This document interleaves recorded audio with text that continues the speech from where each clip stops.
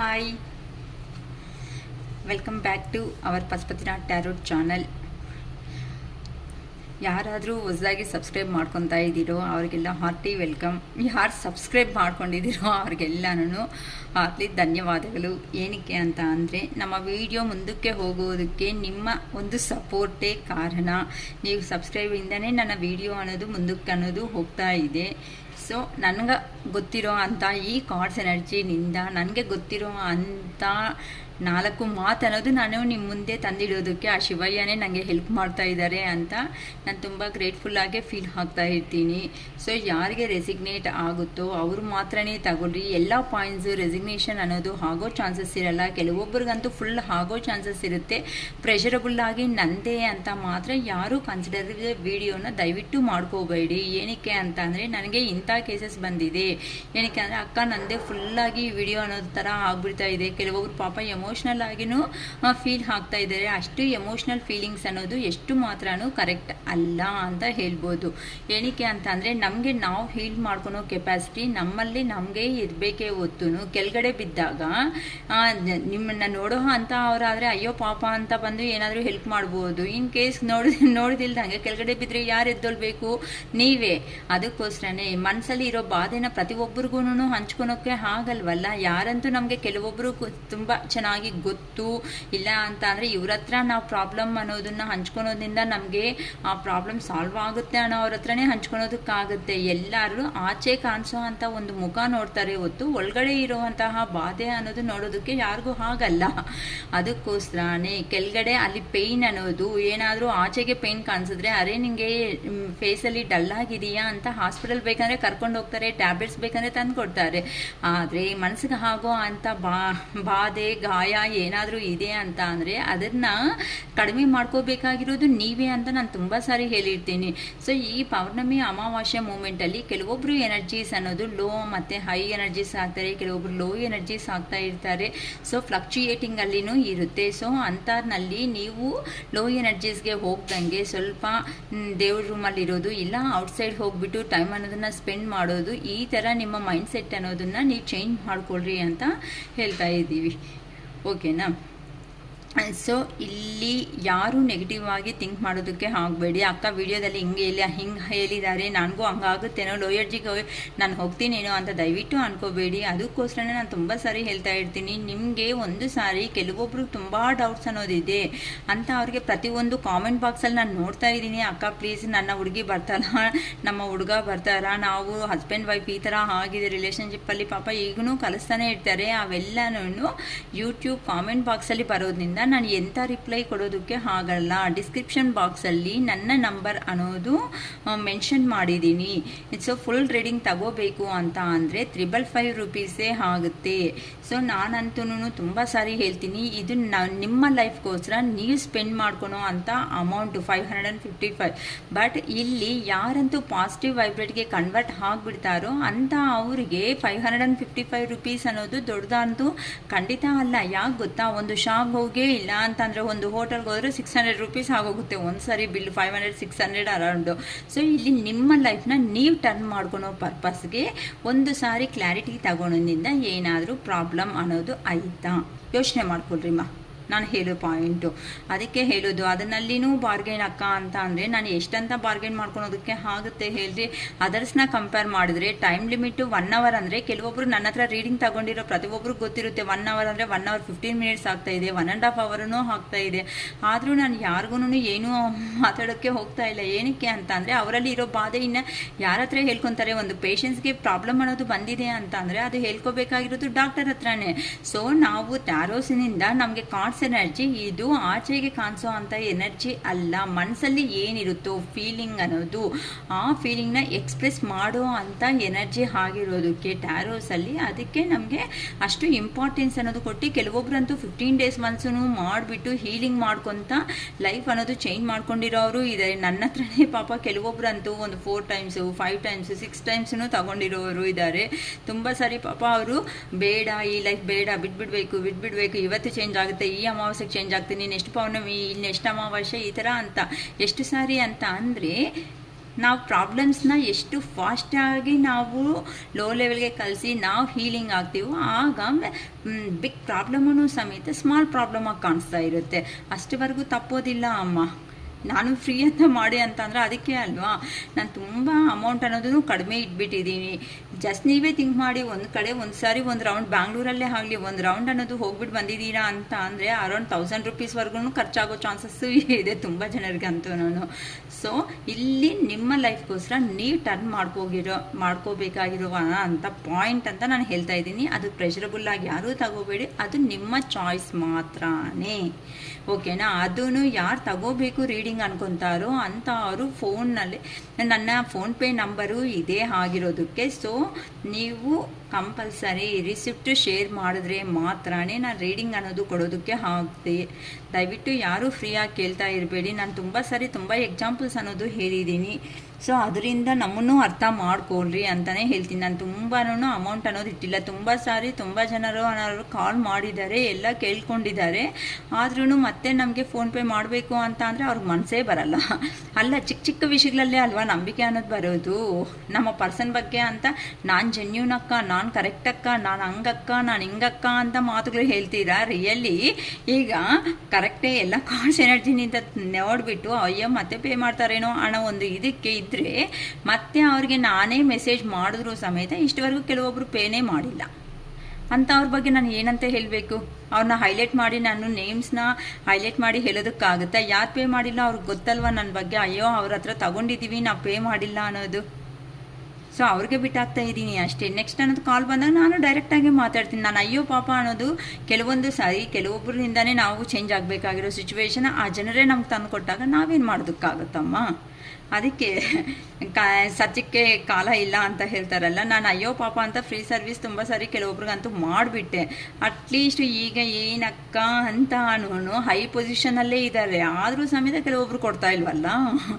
ಈ ಥರ ಏನು ಮಾಡೋಕ್ಕಾಗಲ್ಲ. ಓಕೆ, ಸಿ ಇಲ್ಲಿ ಅಮಾವಾಸ್ಯೆ ನಾಳೆ. ಈ ಅಮಾವಾಸ್ಯೆ ನಾನು ಹೇಳ್ತಾ ಇರ್ತೀನಿ ತುಂಬ ಸಾರಿ, ಅಮಾವಾಸ್ಯೆ ಹುಣ್ಣಿಮೆ ಹಿಂದೆ ಮುಂದೆ 2 ದಿನ ಸ್ವಲ್ಪ ಲೋ ಎನರ್ಜಿಗೆ ಹೋಗ್ತಾರೆ ಈ ಥರ ಅಂತ. ಸೊ ಈ ಅಮಾವಾಸ್ಯೆ ಎನರ್ಜಿದಲ್ಲಿ ನಿಮ್ಮ ಪರ್ಸನ್ ನಿಮ್ಮ ಬಗ್ಗೆ ಏನು ಯೋಚನೆ ಮಾಡ್ತಾ ಇದ್ದಾರೆ ಅಂತ ನೋಡೋಣ, ಓಕೆನಾ. ಈ ಅಮಾವಾಸ್ಯೆ ಎನರ್ಜಿದಲ್ಲಿ ನಿಮ್ಮ ಪರ್ಸನ್ ಅನ್ನೋರು ನಿಮ್ಮ ಬಗ್ಗೆ ಏನು ಯೋಚನೆ ಮಾಡ್ತಿದ್ದಾರೆ ರಿಮೆಂಬರ್ ಮಾಡ್ಕೊತಾ ಇರಿಮ್ಮ ಅವ್ರ ನೇಮ್ ಅನ್ನೋದನ್ನು. ಓಕೆ, ಬೇಗ ಹೇಳ್ಬಿಡ್ತೀನಿ. Okay, the magician first card 1 ನೋಡಿ ಕಾಣಿಸುತ್ತೆ ಅನಿಸುತ್ತೆ. 1 ಮೆಜಿಷಿಯನ್ ಅಂತೆ ಕಂಪಲ್ಸರಿ ಆ್ಯಕ್ಷನ್ ಮೋಡ್ಗೆ ಬಂದುಬಿಡ್ತಾ ಇದ್ದಾರಮ್ಮ, ಓಕೆನಾ. ಫಸ್ಟ್ ಕಾರ್ಡ್ ಒಂದು ಸಾಕು. Page of pentacles, temperance, judgement, knight of ಸ್ವಾರ್ಡ್ಸ್,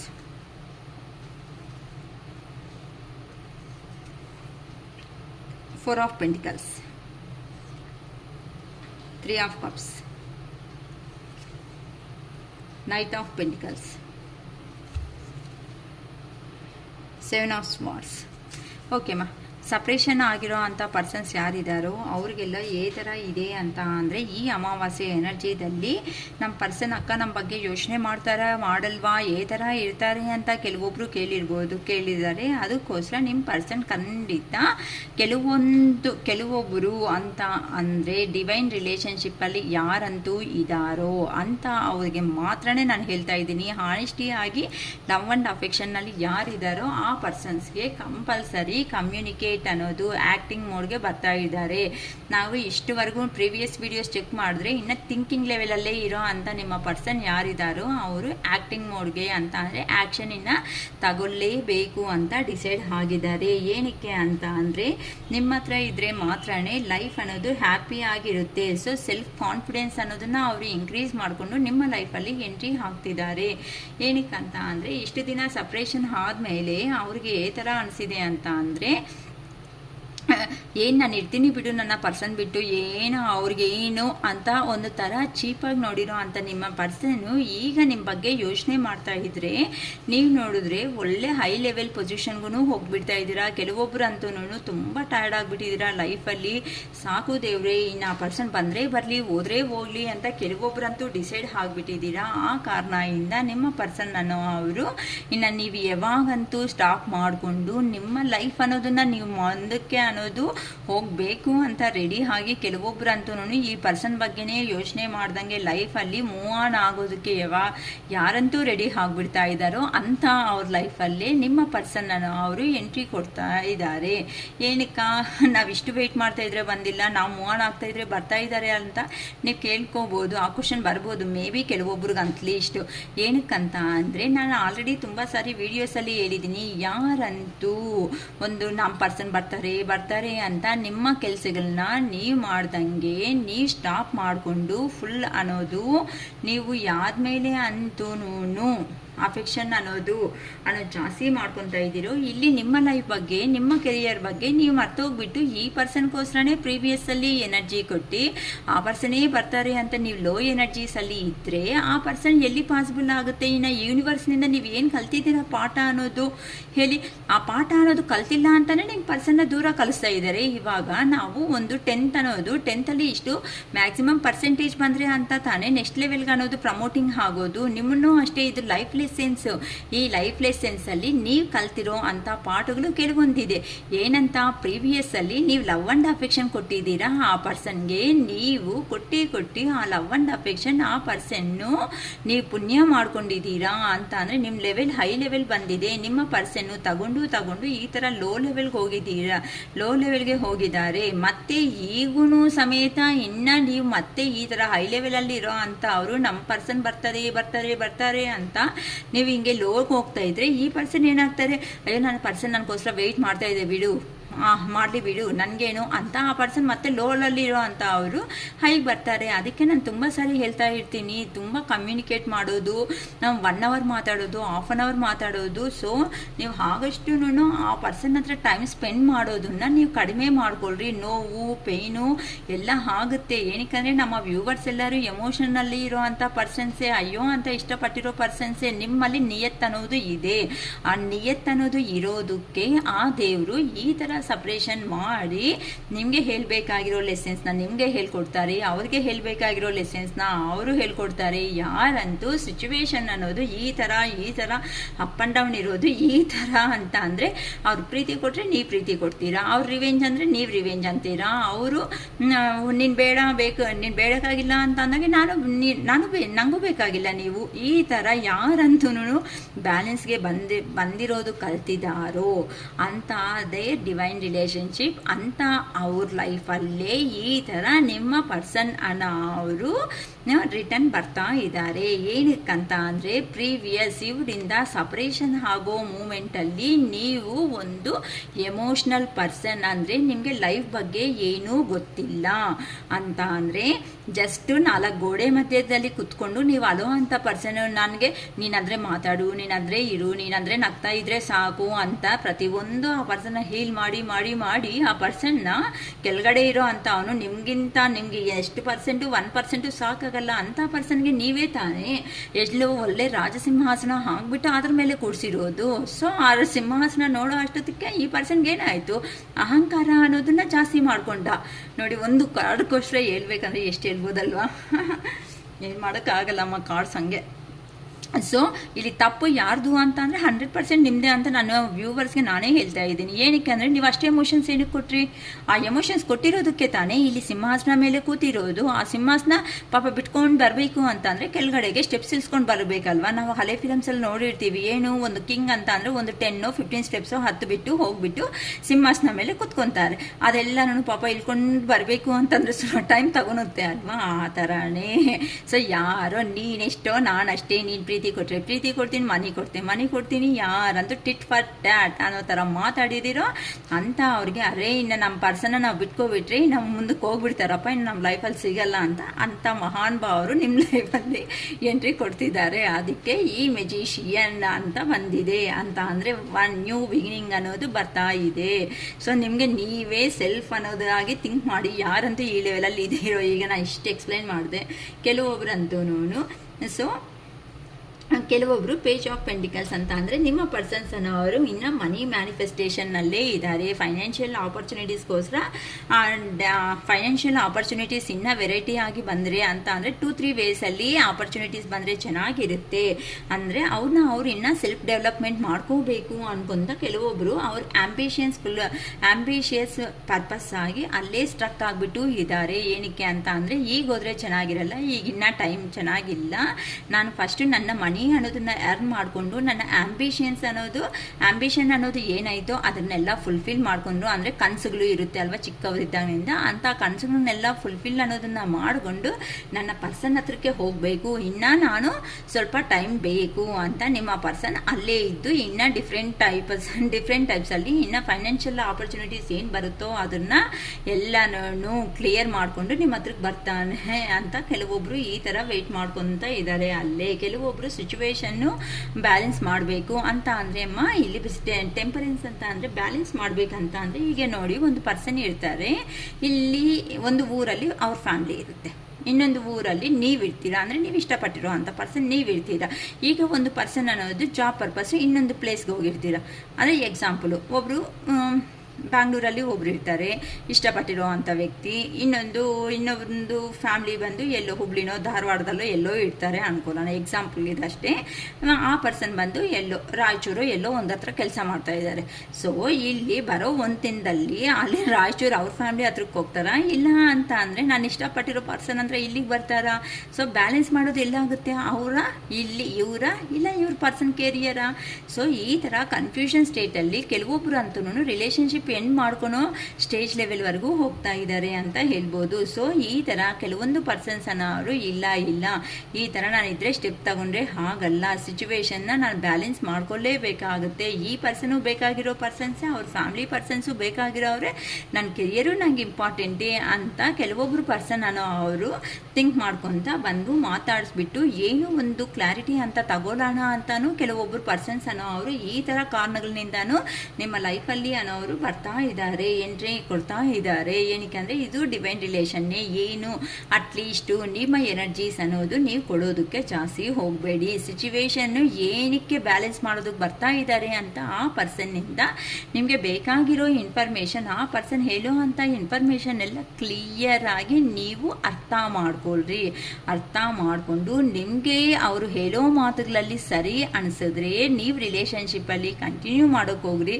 ಇಲ್ಲ ನಿಮ್ಮ ಮನಸ್ಸಿಗೆ ಏನಾದರೂ ಸ್ವಲ್ಪ ಪೇಯ್ನ್ ಅನ್ನೋದು ಇದೆ ಅಂತ ಅಂದರೆ ಸ್ವಲ್ಪ ಟೈಮ್ ಅನ್ನೋದನ್ನು ತಗೊಂಡು ಒಂದು 2-3 ಡೇಸು ಥಿಂಕ್ ಮಾಡಿಕೊಂಡು ನಿಮ್ಮ ಒಪಿನಿಯನ್ ಅನ್ನೋದು ಹೇಳಿಬಿಟ್ಟು ಎಂಡ್ ಮಾಡಬೇಕಾ, ಮೂವ್ ಆನ್ ಆಗಬೇಕಾ ಅನ್ನೋದು ನಿಮ್ಮ ಸಿಚುವೇಶನ್. ಅದು ಓಕೆನಾ. ನಿಮ್ಮ ರಿಲೇಷನ್ಶಿಪ್ಸ್ ಹೆಂಗಿರುತ್ತೋ ನಮ್ಗೆ ಗೊತ್ತಿಲ್ವಲ್ಲ, ಅದಕ್ಕೆ ಯೋಚನೆ ಮಾಡ್ಕೊಳ್ರಿ. ಬಟ್ ದೇವರು ಅನ್ನೋ ಅವರು ಯೂನಿವರ್ಸ್ ನಿಮಗೂ ಟೈಮ್ ಕೊಡ್ತಾ ಇದೆ. ನಿಮ್ಮ ಪರ್ಸನ್ಸ್ ಅನ್ನೋ ಅವ್ರನ್ನ ಖಂಡಿತ ನಿಮ್ಮ ಲೈಫಲ್ಲಿ ಎಂಟ್ರಿ ಮಾಡಿಸ್ತಾ ಇದ್ದಾರೆ. ಅದಕ್ಕೋಸ್ಕರ ಗ್ರ್ಯಾಟಿಟ್ಯೂಡು ಯೂನಿವರ್ಸ್ ಅಂತ ಹೇಳ್ಕೊಳ್ರಿ. ಓಕೆಮಾ. ಏನಕ್ಕಂತ ಅಂದರೆ ಈಗ ನಿಮ್ಮ ಪರ್ಸನ್ ಎಲ್ಲಂತೂ ಹೋಗಿದ್ದಾರೋ ಸಿಚುವೇಶನ್ ಬ್ಯಾಲೆನ್ಸ್ ಮಾಡಬೇಕು ಅಂತ ಕೆಲವೊಬ್ರು ಇದ್ದಾರೆ. ಕೆಲವೊಬ್ರಂತೂ ಇಲ್ಲ ಒಂದು ಕಡೆ ಎಂಡ್ ಮಾಡ್ಕೋಬಿಟ್ಟು ಅಂತ ಅಂದರೆ ನಾನು ಒಂದು ಕಡೆ ಫ್ಯಾಮಿಲಿ, ಒಂದು ಕಡೆ ಕೆರಿಯರ್, ಒಂದು ಕಡೆ ನೀವು ಅಂತ ಹೇಳಿದೆ ಅಲ್ವಾ.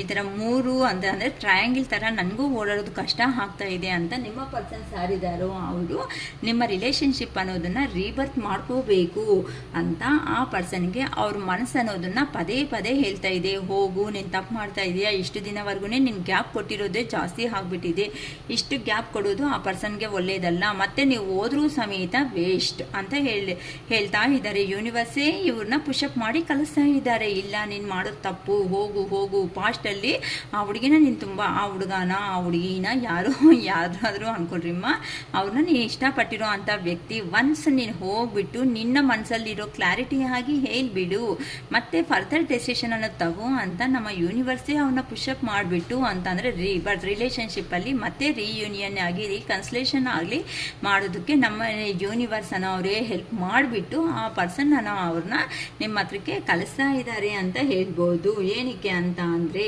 ಬಿಫೋರ್ ಆ ಪರ್ಸನ್ ಅವರು ನಿಮ್ಮ ಹತ್ರ ಟ್ರಿಕ್ಕರಿ ಅಂತ ಅಂದರೆ ಸ್ವಲ್ಪ ಪ್ಲೇ ಮಾಡಿದ್ದು ಗೇಮ್ಸ್ ಅನ್ನೋದನ್ನು ಪ್ಲೇ ಮಾಡಿರೋದು, ಅಬ್ಯೂಸಿವ್ ಟಾಕಿಂಗ್ ಅಂತ ಅಂದರೆ ಸ್ವಲ್ಪ ಸ್ಟುಪಿಡಾಗಿ ಮಾತಾಡಿರೋ ಅಂಥ ಮಾತುಗಳು ಪದೇ ಪದೇ ಆ ಪರ್ಸನ್ಗೂ ನೆನಪು ಬರ್ತಾ ಇದೆ. ನಾನು ಮಾಡಿದ್ದು ಕರೆಕ್ಟ್ ಅಲ್ವಲ್ಲ ಈ ಥರ ಅಂತ ಆ ಪರ್ಸನ್ ಸ್ವಲ್ಪ ರಿಗ್ರೇಟ್ ಆಗಿ ಫೀಲ್ ಆಗ್ತಾ ನಿಮ್ಮ ಲೈಫಲ್ಲಿ ಎಂಟ್ರಿ ಹಾಕ್ತಾ ಇದ್ದಾರೆ. ಸೊ ನೀವು ಏನು ಸ್ಟೆಪ್ ತಗೋಬೇಕು ಅದು ನಿಮ್ಮ ಕೈಯಲ್ಲಿದೆ ಅಮ್ಮ. ನೆಕ್ಸ್ಟು ಸೊ ನೈಟ್ ಆಫ್ ಸ್ವಾರ್ಡ್ಸ್ ಅಂತ ಅಂದರೆ ಏನಕ್ಕೆ ಬರ್ತಾ ಇದ್ದಾರೆ ಮೇಡಮ್ ಅಂತ ಅಂದರೆ ಕೆಲವೊಬ್ಬರು ಪರ್ಸನ್ಸ್ ಅಂತೂ ಸ್ವಲ್ಪ ಅವರು ಈಗ ಪಾಸಿಟಿವ್ ಎನರ್ಜಿಗೆ ನಿಮ್ಮಲ್ಲಿ ನಾನು ಹೇಳ್ತಾ ಇದ್ದೆ ಅಲ್ಲ, ನೀವು ಪಾಸಿಟಿವ್ ಅಲ್ಲಿರಿ. ನೀವು ಪಾಸಿಟಿವ್ ಅಲ್ಲಿ ಇರೋದ್ರಿಂದ ಏನಕ್ಕೆ ನಮ್ಮ ಪರ್ಸನ್ ಲೈಫಲ್ಲಿ ಏನು ನಡೀತಾ ಇದೆ, ಹೇಗೆ ಥರ ಸ್ಟೆಪ್ ಹಾಕ್ಕೊಂಡ್ರೆ ನಾನು ಮೂವ್ ಆನ್ ಆಗ್ಬೋದು ಅಂದರೆ ನಮ್ಮ ಪರ್ಸನ್ ಹತ್ರನ ರೀಚ್ ಆಗ್ಬೋದು, ಮತ್ತು ಥರ ಸೆಕೆಂಡ್ ಆಪರ್ಚುನಿಟಿ ಅನ್ನೋದನ್ನು ಕೇಳ್ಬೋದು ಅಂತ ನಿಮ್ಮ ಪರ್ಸನ್ ನಿಮ್ಮ ಮೇಲೆ ಇರುವಂತಹ ಪ್ಯಾಷನೇಟ್ ಅಂತ ಅಂದರೆ ಡ್ರೆಸ್ಸಿಂಗ್ ಸ್ಟೈಲ್ ಆಗಲಿ, ಹೇರ್ ಸ್ಟೈಲ್ ಆಗಲಿ, ಇಲ್ಲ ವೇ ಆಫ್ ಟಾಕಿಂಗ್ ಆಗಲಿ, ಇಲ್ಲ ಅಂತಂದರೆ ನಿಂತಿನೋ ವೇ ಆಗಲಿ, ಏನೋ